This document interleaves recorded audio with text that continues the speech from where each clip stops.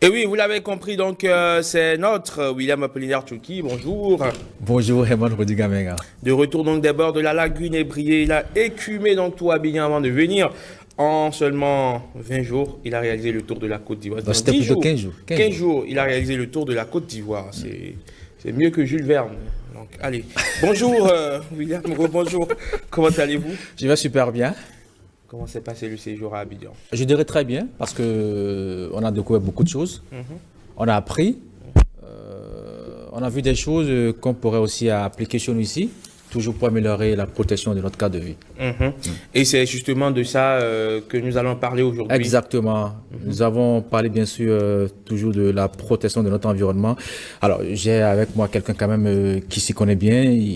Ils ont pour mission de réduire toute vulnérabilité face au changement climatique, principalement dans les secteurs agriculture, j'allais dire, et l'eau. Et ce sont des acteurs de la société civile. Nous recevons aujourd'hui un de ces acteurs. Il a nom Damien Sagbo-Couton. Il est chef projet Benkadi Bénin, un projet qui intervient dans 4 pays, je crois bien. Il y a le Bénin, le Burkina Faso, la Côte d'Ivoire et le Mali. Alors, aussi au Bénin, vous intervenez dans plusieurs régions. Tout à l'heure, on va en savoir davantage. Alors, d'abord, c'est quoi, monsieur Damien Couton, le projet Benkadi? Ça veut dire quoi concrètement? Entendez pas, Benkadi, c'est en langue bambara. En langue bambara? Oui. Et pourquoi avoir choisi langue bambara? Pourquoi pas une langue de chez nous ici? C'est la philosophie que ça porte. Ah, d'accord. Bambara, c'est travaillons ensemble dans la même direction. D'accord. Et c'est aussi notre langue. Non, c'était juste pour vous chariter, voilà. L'Afrique, c'est l'Afrique, voilà, c'est tout. L'Afrique, c'est l'Afrique. Voilà, oui. Et donc, travaillons ensemble dans la même direction. Et parce que les organisations de la société civile de la sous-région, et les pays que vous venez de citer, et le Bénin en premier, et porté par la plateforme des acteurs de la société civile au Bénin, la PACIB, le Burkina Faso, porté par le SPONG, qui est une plateforme de la société civile de la PACIB au Burkina. Ouais. Et il y a la CSI, Côte d'Ivoire, et puis SECO ONG. SECO ONG, c'est un réseau d'ONG, d'organisations de la société civile du Mali. Alors ces pays ont fait le constat que malgré les multiples interventions dans le domaine du changement climatique, malgré la bonne volonté des États à quand même freiner le phénomène, il y a encore des insuffisances. Des insuffisances au plan de la synergie d'action entre les acteurs qui interviennent dans le secteur. Des insuffisances en termes d'engagement des États, le respect des engagements pris au plan sous-régional et au plan international, et la faible connaissance des communautés face aux effets des changements climatiques et la faible allocation de ressources à ces enjeux climatiques. Et donc, ayant fait ce constat-là, et que prenant conscience de ce que le problème doit être résolu en prenant la racine, en s'attaquant à la racine. Donc, il faut trouver des solutions plus innovantes, des solutions plus institutionnelles. Et donc, ces États, ces organisations de la société civile, avec l'accompagnement du ministère des Affaires étrangères des Pays-Bas, ont initié le projet Benkadi, qui veut, pour objectif d'améliorer les politiques publiques, de les rendre beaucoup plus efficaces, beaucoup plus inclusives, pour véritablement être plus efficaces en matière de lutte contre les changements climatiques. Parlons maintenant de ces solutions innovantes que vous avez pu trouver. On va revenir au Bénin ici. Oui. Quelles sont ces actions que vous avez pu mener? Dans quelle localité vous avez mené ces actions? Le projet Benkadi Bénin a été lancé le 21 juin 2021. C'est même tout récemment? Oui, c'est tout récemment. Nous avons commencé la 2e année du projet. Et donc ça a été lancé par le ministre de l'Agriculture, de l'Élevage et de la Pêche, avec la participation des acteurs, des cadres, des ministères de l'Agriculture, du cadre de vie et du secteur de l'eau. Et donc, ça a été une action commune. Et donc, le projet a été lancé. Et aussitôt, puisqu'il faut, malgré la connaissance qu'on a du terrain, et il faut aller plus en profondeur à travers des études thématiques. Et donc, nous avons mené une série de 13 études, pour mieux maîtriser dans ses spécificités le phénomène. Et donc, c'est ça qui a permis de réajuster la théorie de changement du projet, et donc de réajuster certains indicateurs, et donc de mieux préparer le plan de travail annuel budgétisé pour l'année 2022 que nous sommes en train de mettre en œuvre. Donc, pour le moment, il n'y a pas eu d'action sur le terrain? Il y a eu d'action. Voilà. Alors, parlons de ces actions. Vous savez, la population, c'est cela d'abord ce qu'elle veut savoir. Qu'est-ce que vous apportez pour nous? Qu'est-ce que cela corrige? Parce que quand on parle de réduire la vulnérabilité face au changement climatique, elles veulent comprendre c'est quoi vous voulez faire pour nous. Oui. Bon, d'abord, je souligne que ce n'est pas un projet opérationnel. Hein. Donc, ce n'est pas un projet comme d'autres projets opérationnels qui apportent des intrants, qui apportent de la semence. Ce n'est pas opérationnel. Nous voulons agir sur les politiques.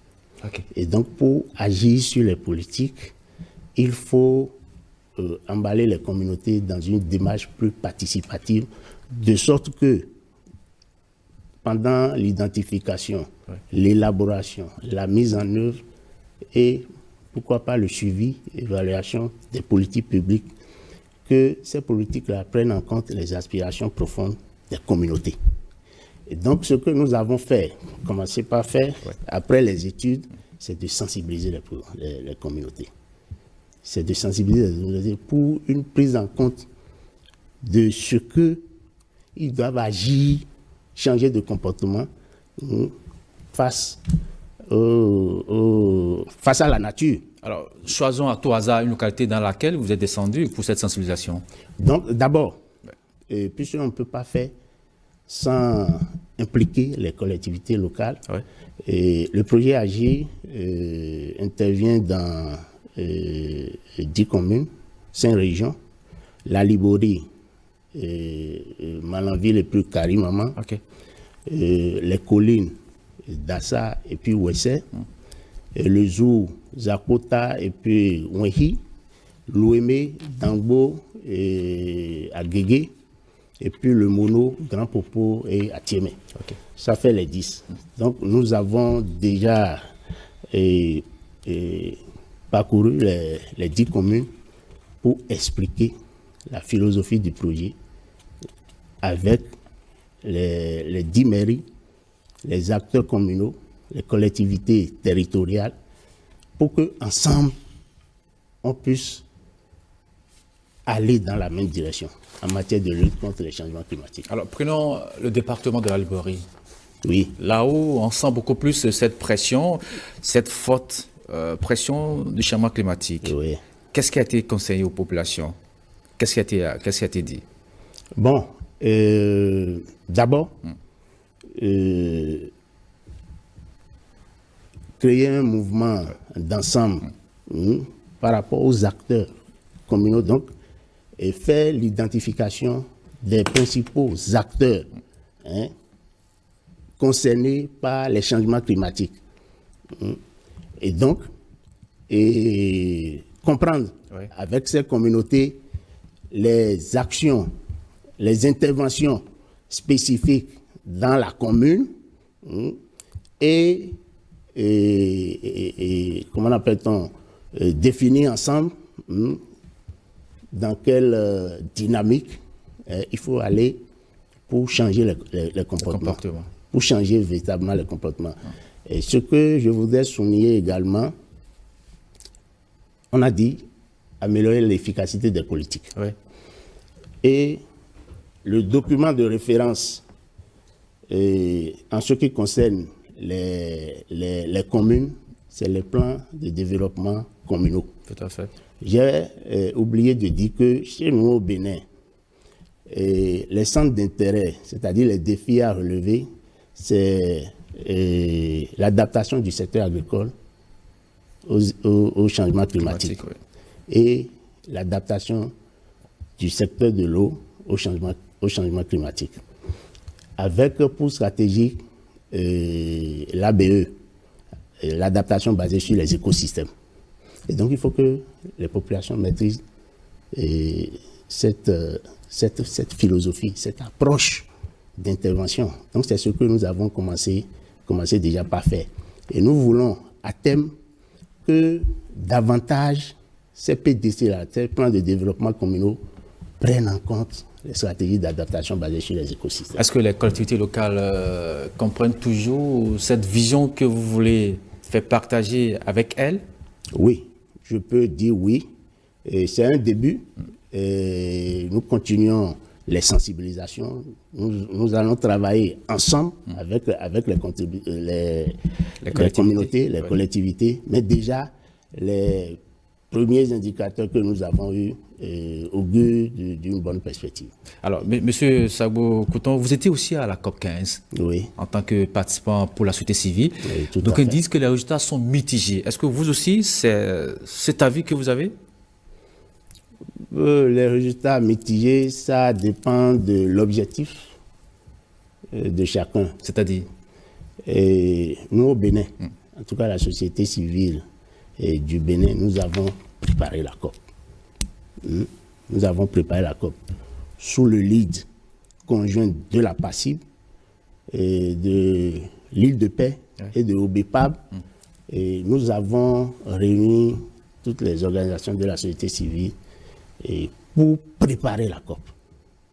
Et nous avons adopté une note de position que nous avons adressée à la COP.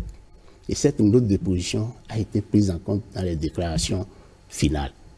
Et donc, puisque nous sommes au niveau politique, nos objectifs sont atteints. Nos objectifs sont atteints. Bon, si d'autres pensent que c'est mitigé, bon, le défi est grand. Hein. Alors, je suis tenté aussi de vous demander, qu'est-ce que vous allez aller faire concrètement là-bas? Bon, et vous savez, la thématique centrale, c'est les écosystèmes. Ouais, la dégradation des terres. La dégradation. Et la sécheresse, c'est l'avancée du désert. L'avancée du désert, la dégradation des terres. Et le grand défi, vous savez, il y a plusieurs interventions sur le terrain. Ouais. Le grand défi, c'est la synergie d'action. C'est la complémentarité. Et c'est ce que nous sommes allés défendre à la COP. Et je crois qu'on a été écoutés. Puisque la déclaration finale a pris en compte ces priorités-là. Travailler davantage dans la synergie d'action, dans la complémentarité d'action, dans la mutualisation des moyens pour relever ce grand défi-là. Justement, parlant de mutualité, vous avez pu rencontrer vos autres collègues des autres pays, au Burkina Faso. Je sais qu'ils sont venus très, très nombreux, ces gens. Bon, déjà, on a participé à la COP dans la dynamique Benkadi. Ouais. Je vous ai dit que Benkadi, c'est un projet régional. Donc, c'est dans un mouvement commun que le Bénin a participé en concert avec le Burkina Faso, la Côte d'Ivoire et puis le Mali et à la COP. Donc, nous avons fait un mouvement d'ensemble. Notre position, c'est aussi la position des autres pays. La synergie d'action, la complémentarité. Mais quand on compare, M. Kouton, cette volonté, ou du moins cette fougue qui anime les Burkinabés par rapport à nous, on se dit, mais quelque part, on est un peu en retrait. Quand on prend un peu l'effectif de ces gens venant de la société civile du Burkina Faso qui sont venus à cette rencontre internationale, on se dit les gens ont pris conscience vraiment du danger que nous courons si on ne fait rien.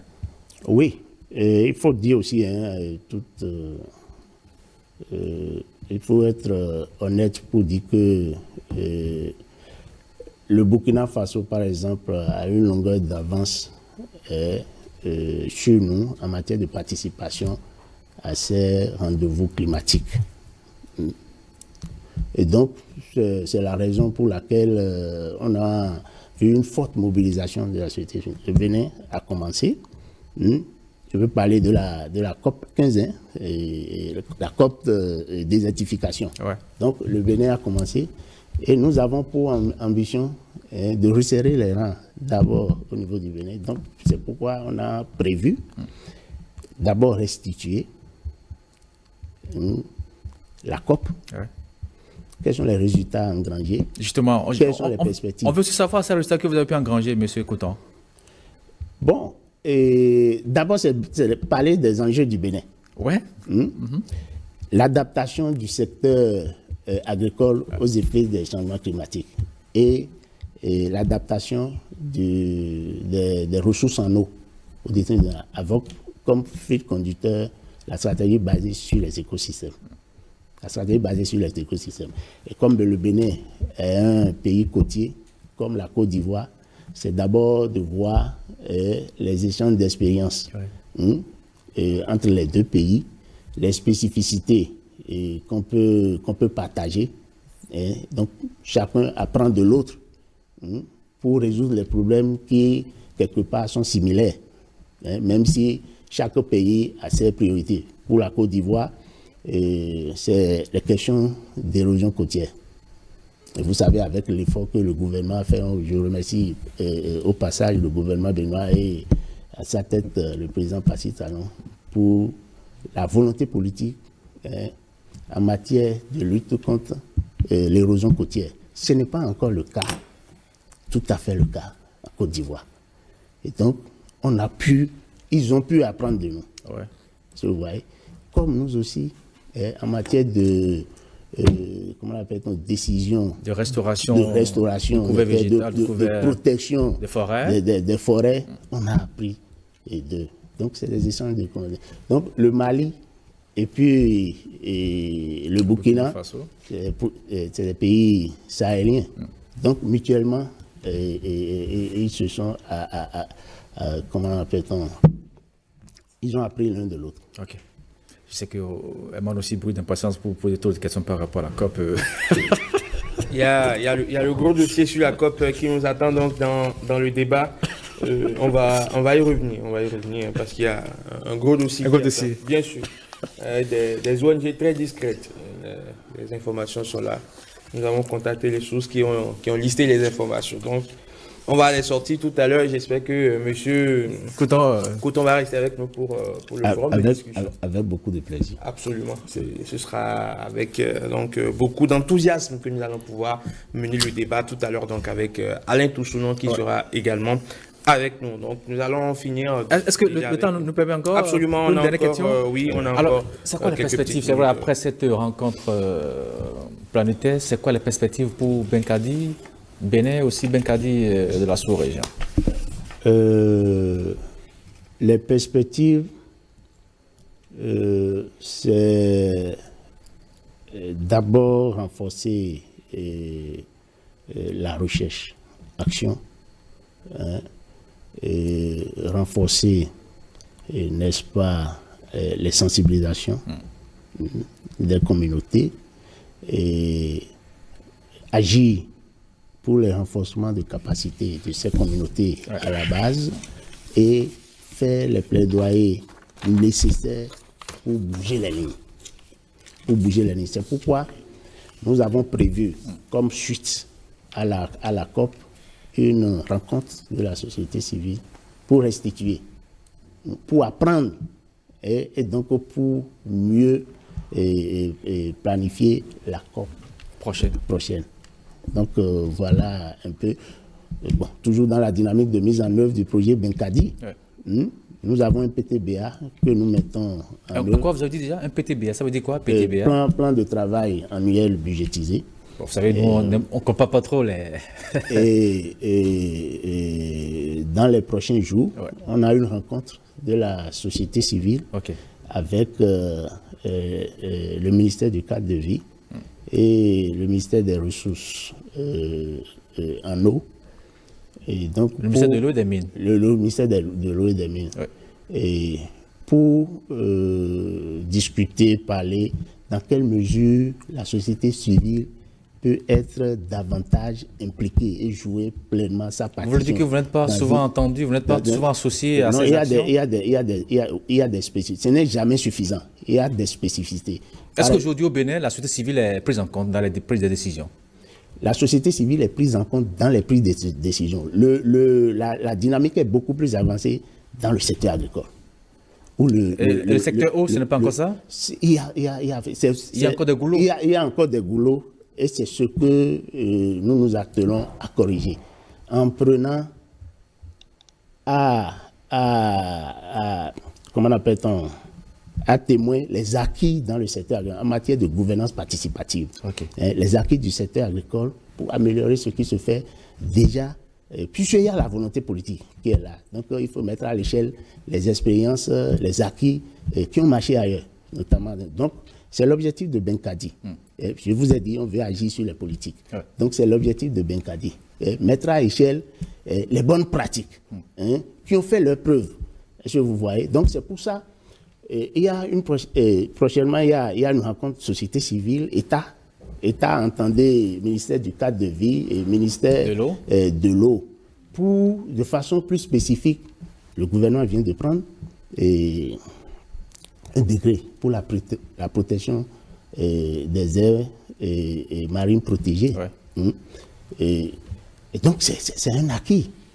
La société civile doit pleinement jouer sa partition. Okay. Et donc, ensemble, nous allons nous entendre, société civile et État, pour voir, puisque c'est une cause commune.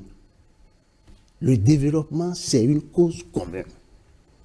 J'ai coutume de dire, le seul parti, ce n'est pas la TVA, je paie à son âme, mais le seul parti auquel tous les Béninois doivent adhérer, c'est NCC, c'est notre code commun, en matière de développement. Merci beaucoup à vous, M. Damien Sagbo-Coton. Vous êtes chef projet Benkadi Bénin. Avec vous, on a parlé un peu de ce que c'est que le projet Benkadi, de votre participation à la COP 15 à Abidjan. Tout à l'heure, Emmanuel me dit qu'il y a encore trop de questions pour vous. Oui.